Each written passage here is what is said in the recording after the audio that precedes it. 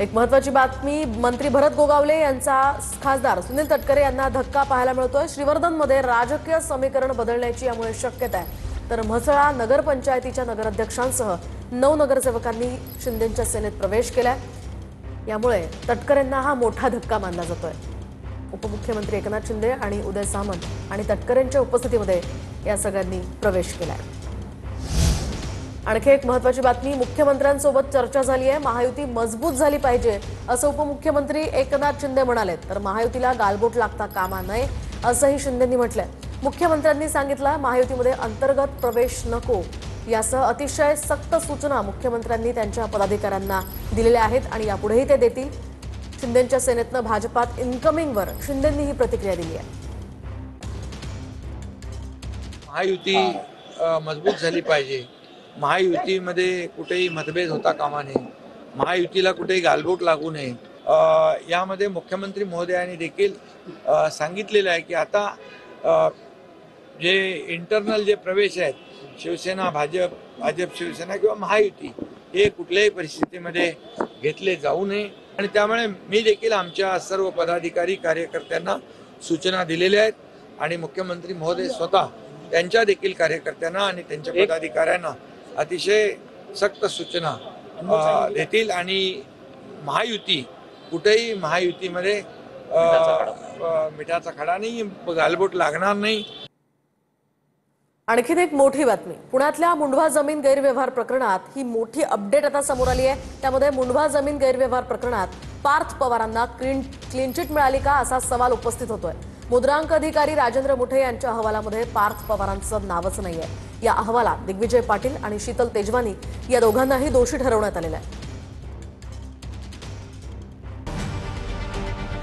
पुण्यातल्या मुंढवा जमीन गैरव्यवहार प्रकरणी मुठे समितीचा अहवाल समोर आलाय।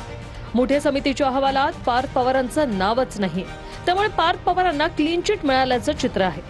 मुठे समितीच्या अहवालात फक्त दिग्विजय पाटील आणि शीतल तेजवानी यांना दोषी करण्यात आले। मुद्रांक विभागाचा हा अहवाल विभागीय आयुक्तांना सादर करण्यात आलाय। भविष्यात असे व्यवहार होऊ नये यासाठी अहवालात शिफारसी करण्यात आल्या।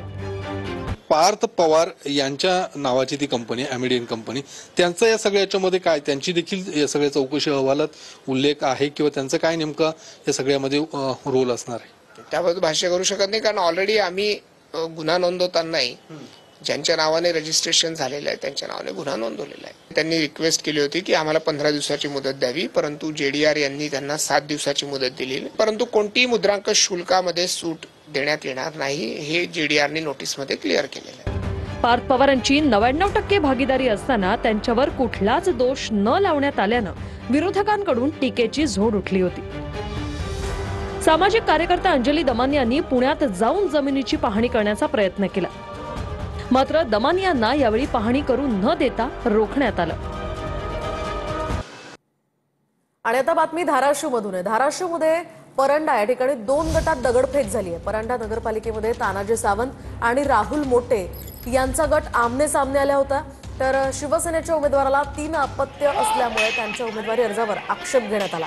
उमेदवारी अर्जावर आक्षेप घेतल्यामुळे तानाजी सावंत गटाचे उमेदवार जाकीर सौदागर आणि आमदार राहुल मोटे या गटाचे उमेदवार विश्वजित पाटील यांच्यामध्ये चांगलाच गोंधळ झाला आणि यावेळी दगडफेक झाली।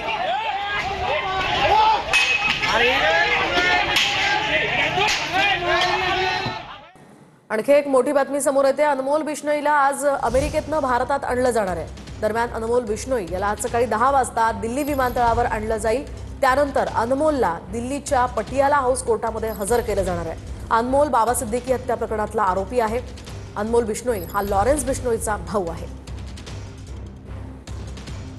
और आज हमें मेल मिला है कि अनमोल बिश्नोई को अमेरिका के बाहर दिया गया है। तो प्रश्न ये आता है कि क्या वो हिंदुस्तान आ रहा है, और अगर हिंदुस्तान आ रहा है तो हमें अलर्ट रह के उसे ताबड़तोड़ मुंबई लाना चाहिए और इंटरोगेट करना चाहिए, क्योंकि अनमोल बिश्नोई सिर्फ मेरे लिए नहीं पूरे समाज के लिए एक बहुत बड़ा थ्रेट है। मेरे पिताजी के साथ साथ मैं भी टारगेट में था, आए दिन मुझे बहुत थ्रेट भी आते हैं, तो सिक्योरिटी अगर रहेगी तो अच्छी बात है। आणि आता बातमी पालघरमधून आहे। पालघर नगर परिषदेतून कैलास म्हात्रे भाजप नगराध्यक्ष पदाचे उमेदवार असतील। पक्षाने विश्वास ठेवून नगराध्यक्ष पदाचं तिकीट दिले असं यावेळी कैलास म्हात्रे म्हणाले। नगर परिषदेमध्ये जनतेला चांगल्या सुविधा देणं हे आमचं विजन असल्याचंही म्हात्रेंनी म्हटलंय. आम्ही जिंकू असा कैलास म्हात्रे यांनी यावेळी विश्वास व्यक्त केलाय. पक्षाने माझ्यावर विश्वास ठेवून मला उमेदवारी दिली, तो विश्वास सार्थ ठरण्याचा मी प्रयत्न करीन. जे काही उमेदवार आहेत माझ्या प्रतिस्पर्धी ते ऑलरेडी सत्तेत होते आणि त्यांनी सत्तेचा जो फायदा लोकांपुढे पोचायला पाहिजे होता तसं काय केलेलं नाही आहे. पाण्याची समस्या अजून तशीच आहे. आमचं हे आहे का लोकांना चांगल्या सुविधा देणं, स्वच्छ कारभार, पारदर्शक नगर परिषदचा कारभार करणं हा आमचा विजन आहे.